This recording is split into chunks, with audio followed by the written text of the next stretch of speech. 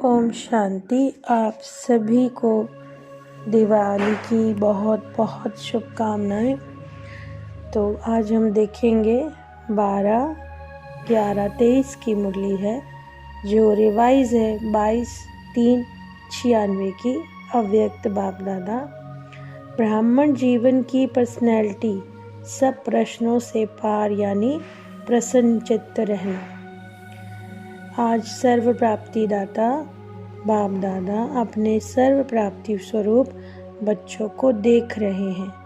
बाप दादा द्वारा प्राप्तियां तो बहुत हुई हैं, जिसका कि अगर वर्णन करो तो बहुत लंबी लिस्ट है।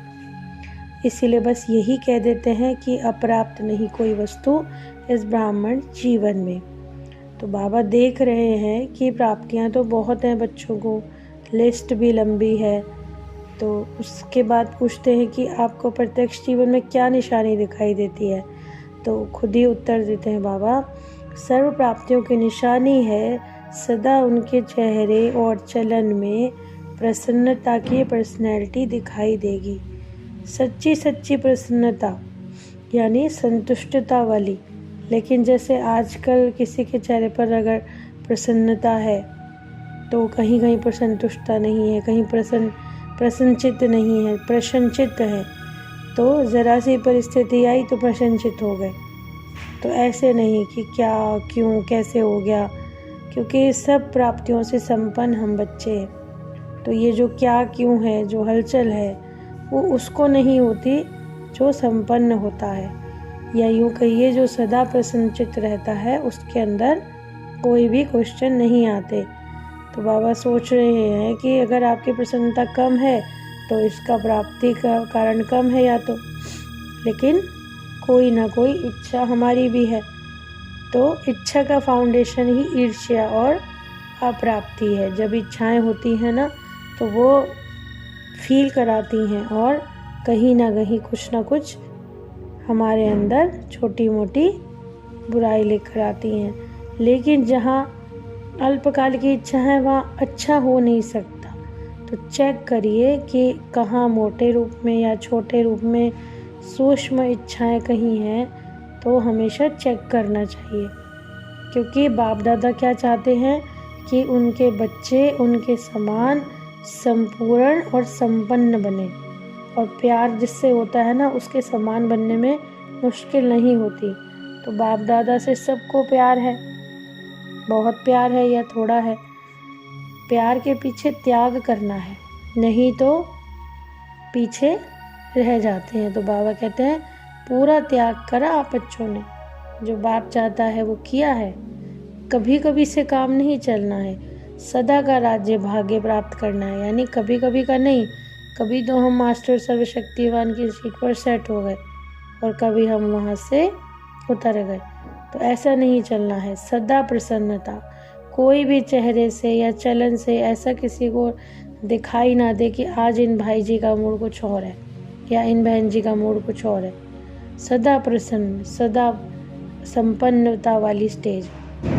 आज के कुछ समय बाद भी चेक करो कि मेरी प्रसन्नता एक जैसी है या नहीं है, यानी उसमें कुछ मिक्सिंग तो नहीं होगी।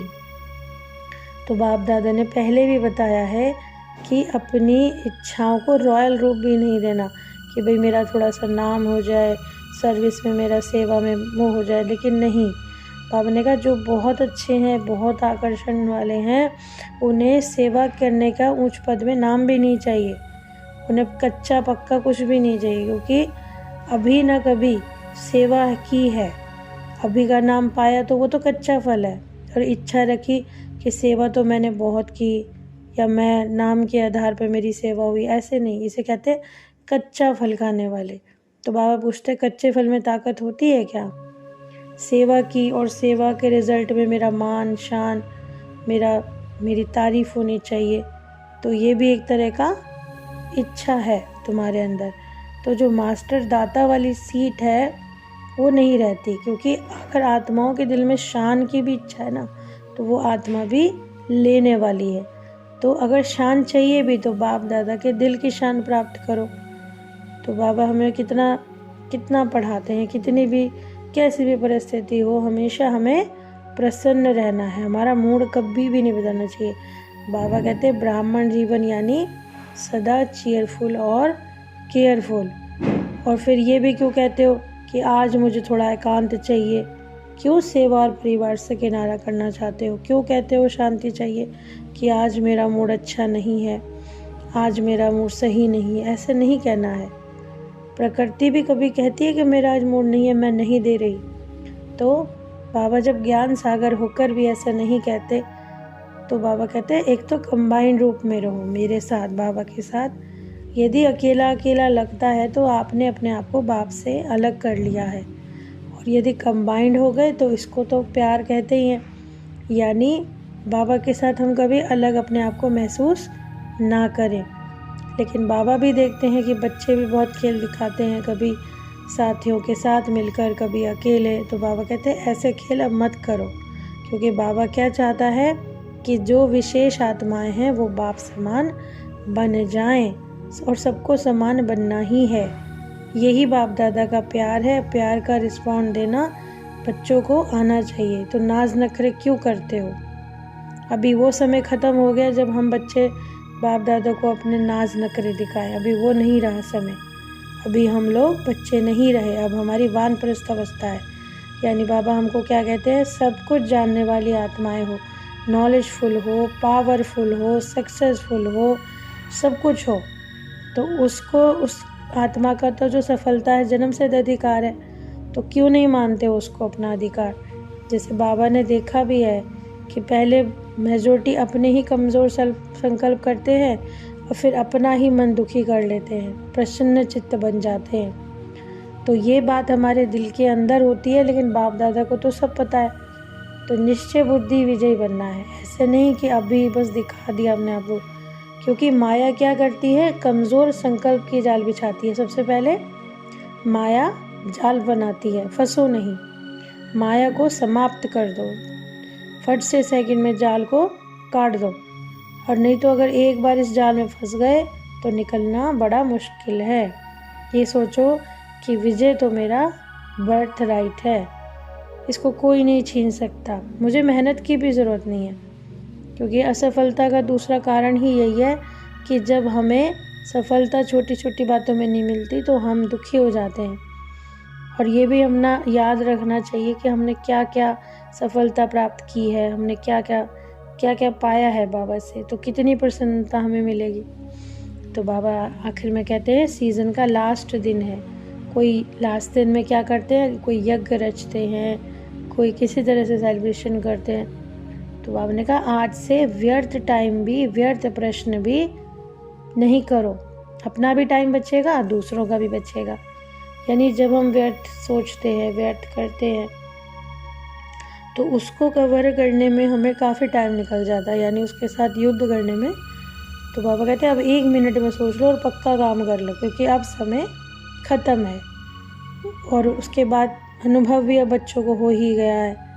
अब बाबा ने कहा अशरीरी बनना ही है, ये पाठ पक्का करो। अभी अभी विस्तार, अभी अभी सार, ड्रिल कराते हैं बाबा। तो बाबा कहते हैं चारों ओर के प्रसन्न चित्त से परिवर्तन होने वाली, सदा प्रसन्न चित्त पर्सनैलिटी वाली श्रेष्ठ आत्माएं हो, उनको बाबा का याद, प्यार और नमस्ते। हम रूहानी बच्चों की रूहानी बाप दादा को याद, प्यार और नमस्ते नमस्ते। शुक्रिया बाबा, शुक्रिया। बाबा कहते हैं सदा जीते रहो, उड़ते रहो। योग और तपस्या की शक्ति से लोग शरीरों को चला रहे हो, लेकिन आपसे ज़्यादा तो बाप दादा को आपकी फिक्रात रहती है। आज का वरदान है दिव्य गुणों के आवाहन द्वारा सर्व अर्व गुणों की आहुति देने वाले संतुष्ट आत्मा भव। जैसे दीपावली पे विशेष सफाई और कमाई का ध्यान रखते हैं, ऐसे ही आप भी सब प्रकार की सफाई और कमाई का लक्ष्य रखकर संतुष्ट आत्मा बनो। तभी आप अपने अंदर के अवगुणों को स्वाहा कर सकोगे, और अंदर जो कमज़ोरियां हैं, कमियां हैं, उनको भी हमें ख़त्म करना ही है। यानी उन्हें समाप्त करके हमें नया खाता, यानी अच्छे संस्कारों का जो बाबा हमको पढ़ाते हैं, वो हमें धारण करके दीपावली मनाना है। स्लोगन है बाप के आज्ञाकारी होकर रहो तो गुप्त दुआएं समय पर मिलती रहेंगी। ओम